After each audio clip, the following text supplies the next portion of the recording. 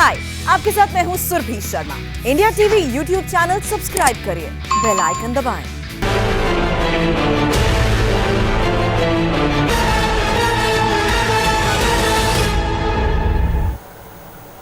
पश्चिम बंगाल के वोटर के मन में क्या है, इसका क्लियर ट्रेंड आ गया है। हमने बंगाल से आए सभी ओपिनियन पोल का बारीकी से विश्लेषण किया है और एक बात साफ दिख रही है कि बीजेपी और टीएमसी के बीच नजदीकी का मुकाबला है। हमने बंगाल की 3 महीने की ट्रेंड की पूरी रिपोर्ट तैयार की है।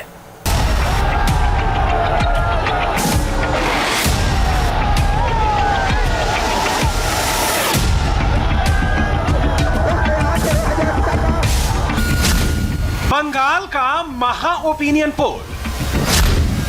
क्या है बंगाल की जनता का मूड?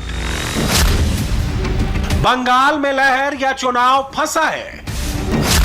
कौन बनाएगा बंगाल में सरकार? 2 मई को पश्चिम बंगाल में कौन मनाएगा जश्न और किसका बोरिया बिस्तर पैक होगा? इंतजार खत्म हुआ। बंगाल चुनाव में किस पार्टी की हवा है, किसकी लहर है, किसकी फेस वैल्यू सबसे ज्यादा है? इलेक्शन ट्रेंड मिल चुका है। बंगाल की जनता के मन में क्या है, ये जानने के लिए हमने दिसंबर से लेकर अब तक जितने भी ओपिनियन पोल हुए हैं उनका विश्लेषण किया। एक तरह से कह सकते हैं कि ये 3 महीने का रिपोर्ट कार्ड है। प्रधानमंत्री मोदी के रैलियों से कितना फर्क पड़ा है, नंदीग्राम में ममता बनर्जी के चोट लगने के बाद ये चुनाव कितना टर्न हुआ है, ये सभी चीजें हम आपको बताएंगे और सिलसिलेवार ढंग से हर एक ओपिनियन पोल का रिजल्ट आप तक पहुंचाएंगे। बंगाल की डायरेक्ट फाइट बीजेपी और टीएमसी के बीच दिख रही है। बुधवार को कांची में प्रधानमंत्री नरेंद्र मोदी की रैली हुई है, तो बांकुड़ा में ममता बनर्जी व्हील चेयर पर दनादन रैलियां करती नजर आई। बंगाल को लेकर दिसंबर से मार्च तक 5 बड़े ओपिनियन पोल हुए हैं। इनके अनुमानों का जब औसत निकाला गया तब जाकर तैयार हुआ महा ओपिनियन पोल। इसके मुताबिक बीजेपी को 143, तृणमूल को 132, लेफ्ट प्लस को 19 सीट मिलने का अनुमान है। महा पोल से निकली 5 बड़ी हेडलाइन देख लीजिए। नंबर 1, बंगाल में किसी को बहुमत नहीं है। बीजेपी जादुई आंकड़े 148 के करीब है। नंबर 2, ममता की पार्टी तृणमूल को बीजेपी से तगड़ी टक्कर मिल रही है। नंबर 3, सीएम बनने के लिए ममता बंगाल की पहली पसंद है। नंबर 4, लेफ्ट और कांग्रेस का चांस दूर तक नहीं है। और नंबर 5, फुरफुरा शरीफ के पीरजादा अब्बास सिद्दीकी को वोटरों ने लगभग नकार दिया है। बंगाल के चुनावी अखाड़े में उतरते ही प्रधानमंत्री नरेंद्र मोदी ने बंगाल चुनाव को आमने सामने की जंग बना दिया। डायरेक्ट फाइट ममता बनर्जी से कर दी। तीसरे मोर्चे के लिए कोई गुंजाइश ही नहीं छोड़ी। नरेंद्र मोदी ने इसे ममता एंड भतीजा वर्सेस डबल इंजन वाला मुकाबला बना दिया।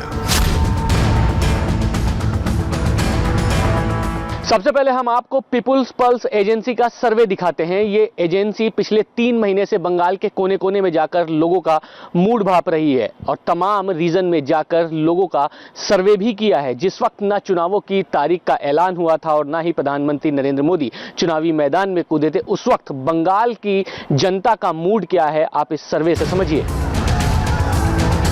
पीपुल्स पल्स बिहार में सटीक अनुमान दे चुकी है। अब बंगाल में भी उसने अपने ट्रेंड्स दे दिए हैं। पीपुल्स पल्स ने बंगाल को 5 रीजन में बांटकर 294 सीट पर अपने अनुमान बताए हैं। दक्षिण बंगाल में सबसे ज्यादा 126 सीटें हैं। इसमें कोलकाता, हुगली, हावड़ा, उत्तर 24 परगना, दक्षिण 24 परगना, पूर्वी मिदनापुर जिले आते हैं। जंगल महल रीजन में 42 सीटें हैं। इसमें पुरुलिया, बांकुड़ा, झारग्राम, पश्चिमी मिदनापुर जिले हैं। मध्य बंगाल में 49 सीटें पड़ती हैं। इनमें आने वाले जिले हैं बीरभूम, पश्चिमी बर्धमान, पूर्वी बर्धमान, नदिया। ग्रेटर मालदा क्षेत्र में 49 सीटें हैं और मालदा, मुर्शिदाबाद, उत्तर दिनाजपुर, दक्षिण दिनाजपुर जिले हैं। जबकि उत्तर बंगाल में 28 सीटें हैं और इसके जिले हैं दार्जिलिंग, कालिम्पोंग, जलपाईगुड़ी, अलीपुरद्वार, कूच बिहार। दक्षिण बंगाल की अगर हम बात करें 126 सीटें हैं, तो यहां आप साफ साफ देख सकते हैं कि बीजेपी लीड लेती हुई नजर आ रही है 76 सीटों के साथ। वहीं 48 सीटों के साथ तृणमूल दूसरी पोजीशन पर है, जबकि लेफ्ट काफी पीछे, लेफ्ट और कांग्रेस 2 सीटें उनको मिलती हुई नजर आ रही हैं। दिसंबर की ये नंबर्स हैं, पीपुल्स पल्स का ये नंबर्स हैं जो हम आपको दिखा रहे हैं। तो दक्षिण बंगाल के बाद अगर हम बात करें जंगल महल इलाके की, तो आप देखें 42 सीटें यहां पर हैं। सीधे सीधे यहां पर भी लीड में बीजेपी नजर आ रही है 35 सीटों के साथ, जबकि 7 पर तृणमूल है और यहां खाता भी नहीं खुलता नजर आ रहा है लेफ्ट और कांग्रेस का। ये हम दो जगहों के बारे में हमने आपको बताया, जंगल महल के बाद अब तीसरा जो इलाका है वो मध्य बंगाल यानी सेंट्रल बंगाल का इलाका है। 49 सीटें हैं। यहां पर भी आप देखें तो बीजेपी 34 सीट्स के साथ एकदम लीड बनाए हुए नजर आ रही है और 14 के साथ तृणमूल कांग्रेस दूसरी पोजीशन पर है, जबकि लेफ्ट जो है, लेफ्ट कांग्रेस प्लस जो है वो एक सीट के साथ तीसरे नंबर पर है। सीधे सीधे इन तीनों जगह की अगर हमने बात करी तो बीजेपी लीड लेती हुई नजर आ रही है। ग्रेटर मालदा की बात करें 49 सीटें यहां पर भी हैं और इधर अगर आप देखें तो इधर तृणमूल को लीड मिलती नजर आ रही है 23 सीटों के साथ, जबकि 14 बीजेपी के पास हैं और लेफ्ट प्लस के पास 12 सीटें नजर आ रही हैं। हालांकि ये बता रहे हैं हम आपको कि दिसंबर के ये नंबर्स हैं। नॉर्थ बंगाल की पोजीशन 28 सीटें यहां पर हैं, इधर भी 24 सीटें जो हैं वो बीजेपी को जाती हुई नजर आ रही हैं, जबकि 3 सीटें तृणमूल कांग्रेस को और लेफ्ट कांग्रेस को 1 सीट मिलती हुई नजर आ रही है। यानी 28 सीटों का लेखा जोखा हम आपको बता रहे हैं, बार बार हम आपको बता रहे हैं कि दिसंबर के नंबर्स हैं। पीपुल्स पल्स के सर्वे के मुताबिक 294 सीटों पर बीजेपी को पूर्ण बहुमत मिल रहा है। बीजेपी को 183, तृणमूल को 95 और लेफ्ट प्लस को 16 सीट मिलने का अनुमान है। पीपुल्स पल्स के मुताबिक सबसे ज्यादा चौंकाने वाला अनुमान साउथ बंगाल का है, जहां बीजेपी को 76 सीटें मिलती दिख रही हैं। चुनाव विश्लेषक सज्जन कुमार ने इसकी बड़ी वजह ये बताई। 2019 के बाद बीजेपी का प्रदर्शन दक्षिण बंगाल में और बेहतर हुआ। लोगों में परिवर्तन को लेकर सेंटिमेंट बढ़ा है। दक्षिण बंगाल में हिंदी भाषी वोटर बढ़ चढ़कर बीजेपी का साथ दे रहे हैं, जबकि अपर कास्ट बंगाली हिंदू और मुसलमान ममता के साथ हैं। मध्य बंगाल में यूथ भ्रष्टाचार और कट मनी से परेशान था, वो बीजेपी की तरफ मुड़ा। मध्य बंगाल में लोगों ने कहा कि फ्री स्कीम नहीं चाहिए, स्किल डेवलप करें। भ्रष्टाचार की वजह से एंटी इनकम्बेंसी ज्यादा है।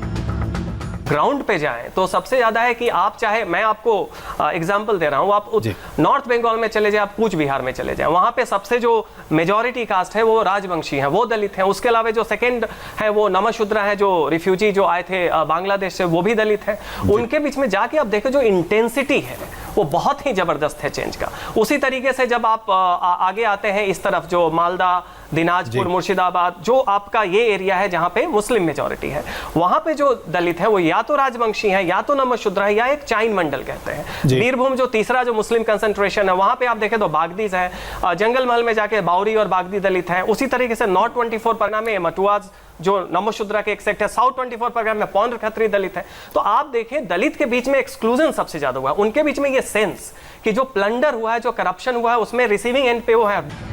लेकिन दिसंबर से मार्च के बीच काफी हवा बदल चुकी है। मोदी की इलेक्शन रैलियों से बीजेपी को कितने वोट ट्रांसफर हुए, ममता की चोट ने कहां-कहां समीकरण बदले, ये आपको बताएंगे। सबसे पहले देख लीजिए कि सीएम पोस्ट के लिए पब्लिक ओपिनियन क्या कहती है।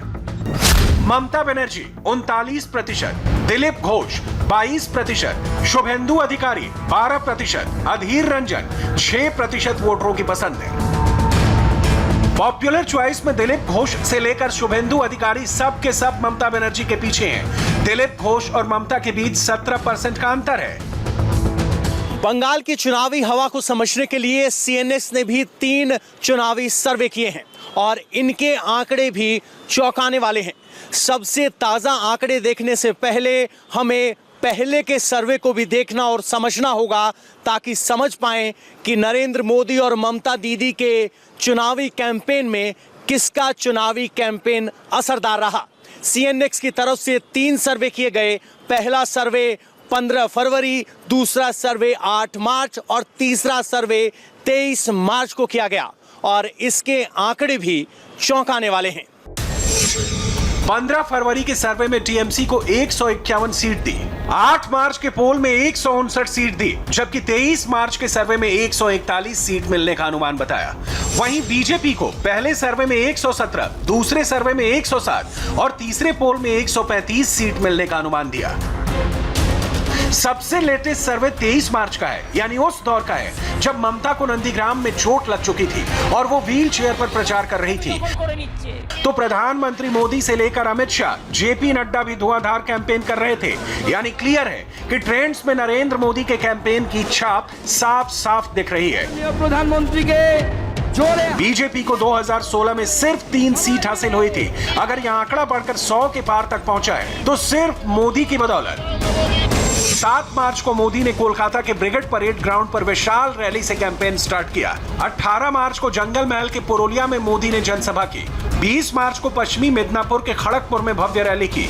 21 मार्च को मोदी जंगल महल के बांकुड़ा पहुंचे और 24 मार्च को उन्होंने पूर्वी मिदनापुर के कांथी में मेगा शो किया।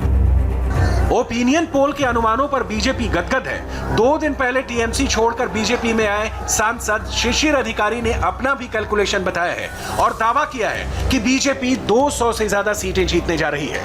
ओपिनियन पोल आप देख रहे होंगे, ओपिनियन पोल जो आ रहे हैं, ओपिनियन पोल में इतना जो आ रहा है कि बीजेपी को दिखा रहे हैं, कुछ ओपिनियन पोल बता रहे हैं कि 107, कुछ दिखा रहे हैं 120।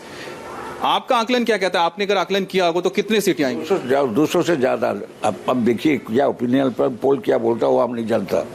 तो आपसे हम बोलता है जो मैथमेटिक्स बोलता है, क्या बोलता है?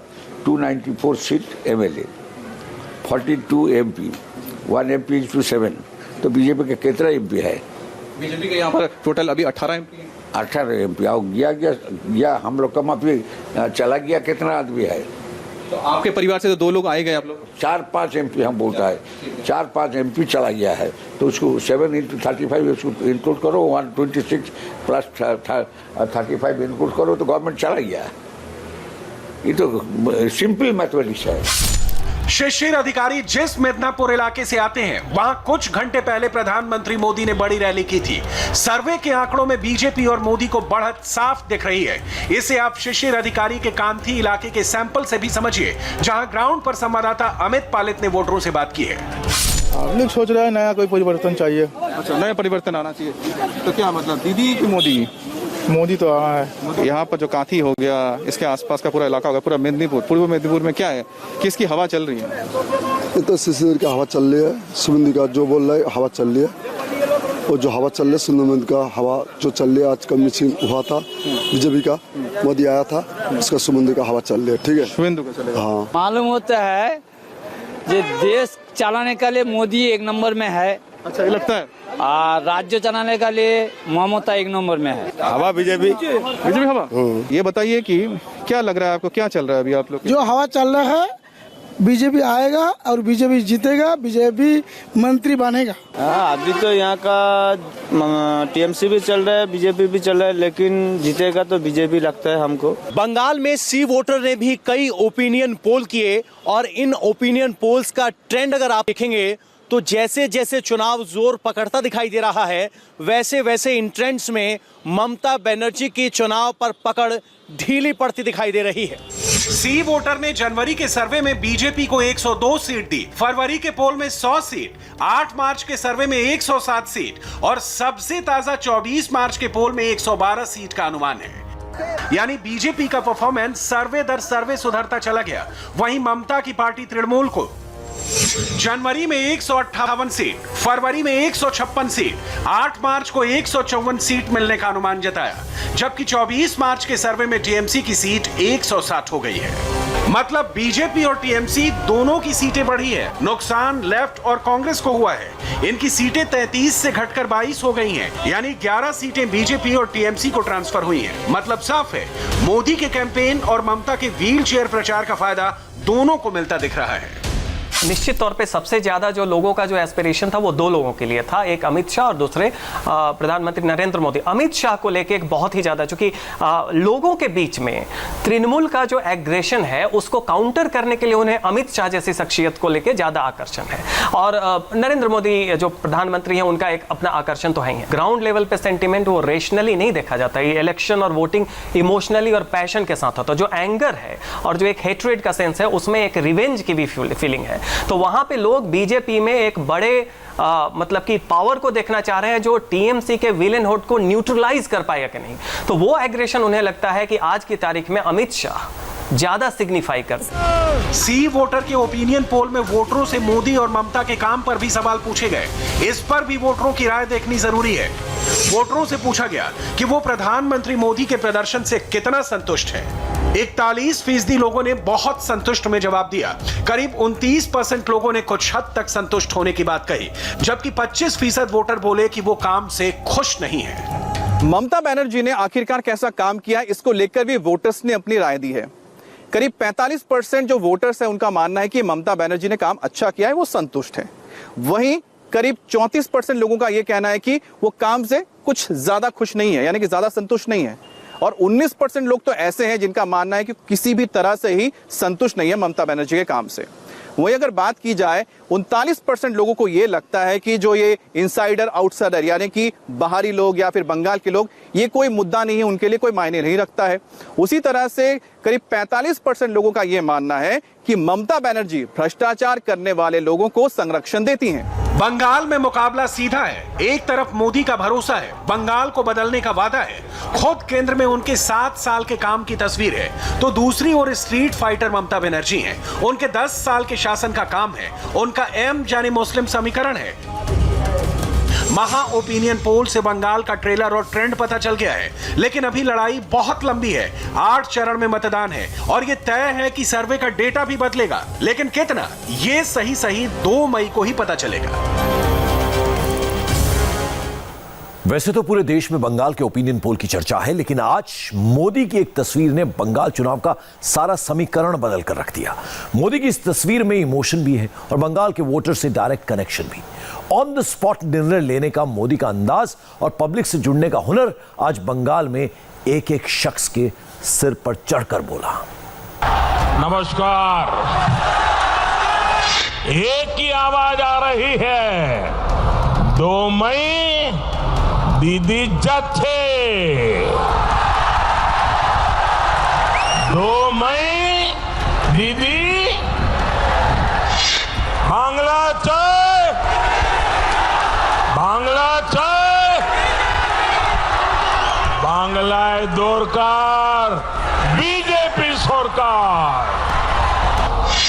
2 मई को पश्चिम बंगाल दीदी को द्वार दिखाएगा। लोकेरा अपना के दौरजा देखाबे, लोकेरा अपना के दौरजा देखाबे। दीदी, ओ दीदी,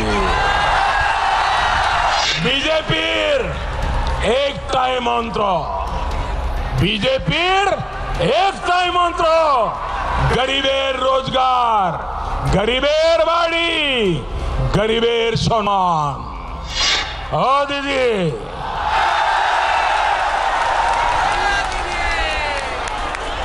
मुझे बार बार इसलिए कहना पड़ता है, वो सुनती नहीं किसी का।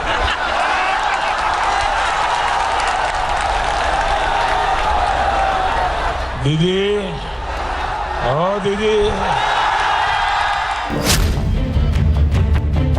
सियासत में संवाद की नई जबान के शिल्पकार हैं मोदी। इस शिल्प में जितनी आक्रामकता है उतनी ही विनम्रता है। नमस्कार। जमीन की जबान और जनता से कनेक्ट, इसकी सबसे बड़ी गवाह है कांथी की ये तस्वीर।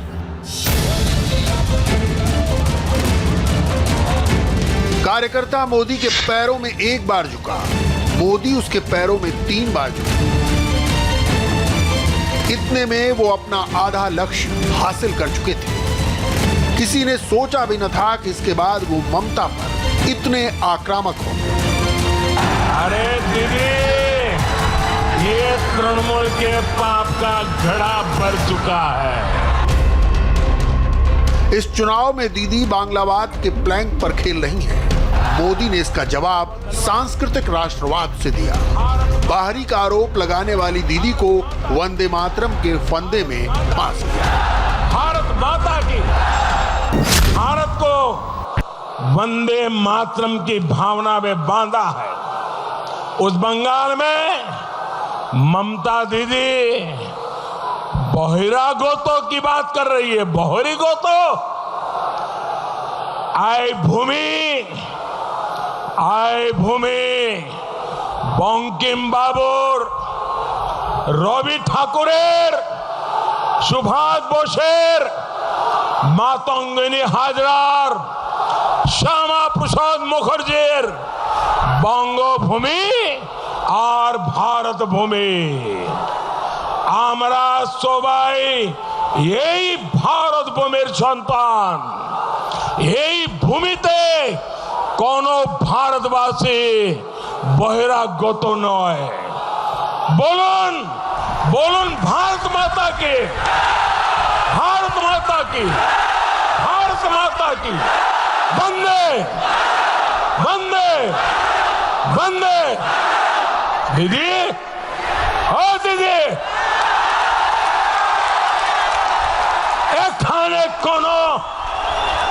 এখানে কোনো ভারতবাসী বহিরাগত নয়, সব ভারত মাতার সন্তান। विशुद्ध बांग्ला में बंगालियों से संवाद करते मोदी का ये ममता को सीधा चैलेंज था। इसका सियासी अर्थ समझ सकते हो तो समझिए। साथियों, जिस बंगाल से गुरुदेव ने हर भारतवासी को एक माला में पिरोया, और इसी धरती से गुरुदेव ने कहा, और जो हम रोज कहते हैं, पंजाब सिंध गुजरात मराठा द्राविड़ उत्कल बंग विंध्य हिमाचल यमुना गंगा उच्छल जलधि तरंग। उस बंगाल में गुरुदेव की धरती से, उस बंगाल में दीदी बहिरागत की बात कर रही हो। टूरिस्ट कहा जा रहा है, मजाक उड़ाया जा रहा है, अपमान किया जा रहा है। दीदी, गुरुदेव रविंद्रनाथ ठाकुर की बंगभूमि के लोग किसी को, ये गुरुदेव की मिट्टी का आवाज है, किसी को बहिरागोता नहीं मानते, बहिरागोता नहीं मानते। बंगाल में बीजेपी की जो राज्य सरकार आप बनाने जा रहे हैं, उसमें मुख्यमंत्री की जिम्मेदारी इसी मिट्टी के संतान की होगी। यही बंगाल की भूमि के संतान। भूमिपुत्र का जिक्र करके मोदी ने बड़ी सफाई से एक सपना भी बो दिया। गांधी में ही नंदीग्राम से बीजेपी उम्मीदवार शुभेंदु अधिकारी का घर है। अधिकारी ममता के खिलाफ लड़ रहे हैं। मोदी ने कहा, दीदी काम का हिसाब मांगने वालों को गाली देती है और कुछ कहने पर सुनती नहीं। करेंगे। आप सभी ने ममता दीदी को 10 साल काम करने का मौका दिया। आपके बीच आकर ममता दीदी की जिम्मेवारी थी वो आकर के 10 साल के काम का हिसाब दे, पल पल का हिसाब दे, पाई पाई का हिसाब दे। ये चुनाव में उनकी जिम्मेवारी है। लेकिन दीदी आपको हिसाब नहीं दे रही है। इतना ही नहीं, अगर कोई हिसाब मांगे तो उसको गालियां दे रही है, उन पर गुस्सा कर रही है। अरे जरा अपने पड़ोस में देखिए, असम में भी चुनाव चल रहा है। असम में एनडीए की सरकार है। इन 5 वर्षों में वहां तेजी से विकास के काम हुए हैं। पहले असम से लगातार हिंसा की खबरें आती थी, तनाव की खबरें आती थी। इन 5 वर्षों में असम में शांति आई है, स्थिरता आई है। जिन्होंने अलगाववाद का रास्ता चुना था वो मुख्य धारा में लौट आए हैं। जबकि दीदी के राज में यहां हिंसा, बम, बंदूक, उसी के धमाके सुनाई दे रहे हैं, उसी की खबरें आती हैं। पूरे पूरे घर उड़ जाते हैं धमाकों से। घर के घर, छत की छत उड़ रही है और दीदी सरकार सिर्फ देख रही है। इस स्थिति को हमें मिलकर बदलना है। बंगाल को शांति चाहिए, बंगाल को स्थिरता चाहिए, बंगाल को बम बंदूकों और हिंसा से मुक्ति चाहिए। और ये काम सिर्फ बीजेपी कर सकती है मेरे भाइयों बहनों, और बीजेपी करके दिखाएगी। दीदी, ओ दीदी,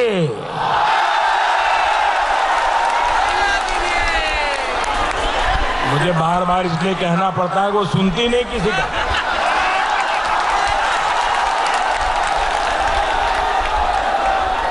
दीदी, ओ दीदी, आपने खेला खेलें, आपने खेला खेलें, আমরা সেবা করব, আমরা সেবা করব, খেলা নয়, সেবা হবে সেবা।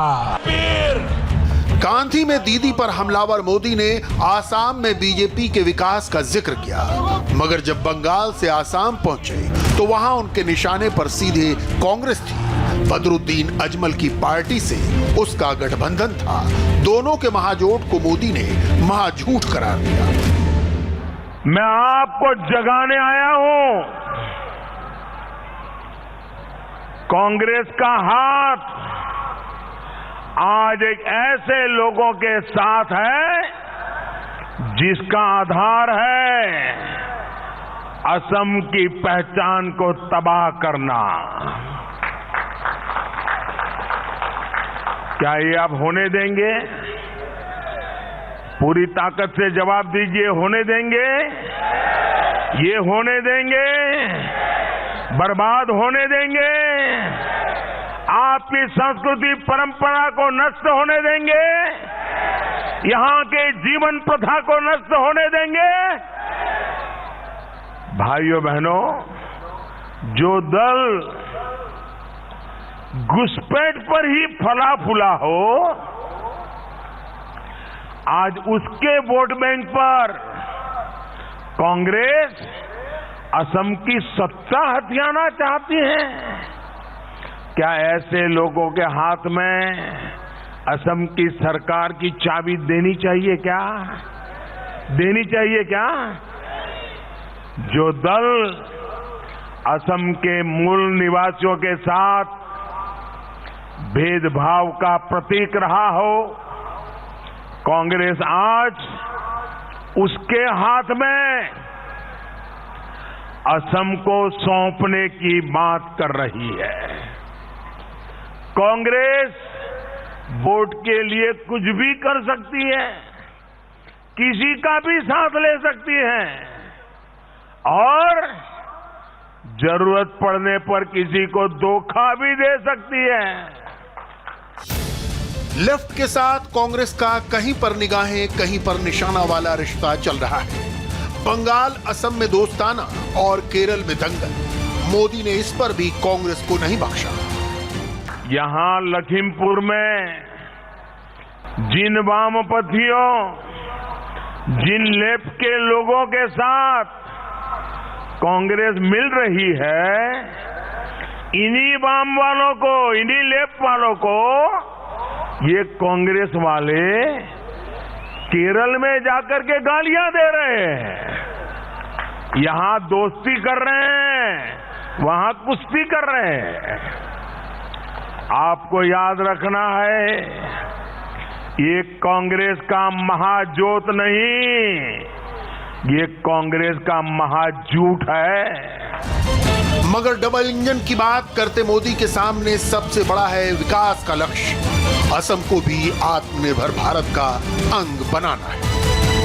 बीते 5 साल हमने असम के विकास की नींव मजबूत की।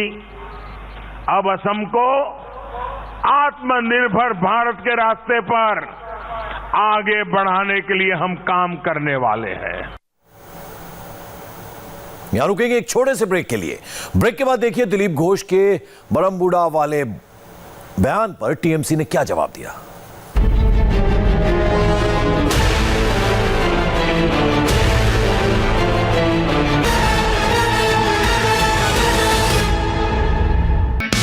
हाय, आई एम सुरभि शर्मा। खबरों से अपडेट रहने के लिए India TV YouTube channel subscribe करिए, साथ में बेल आइकन जरूर दबाएं।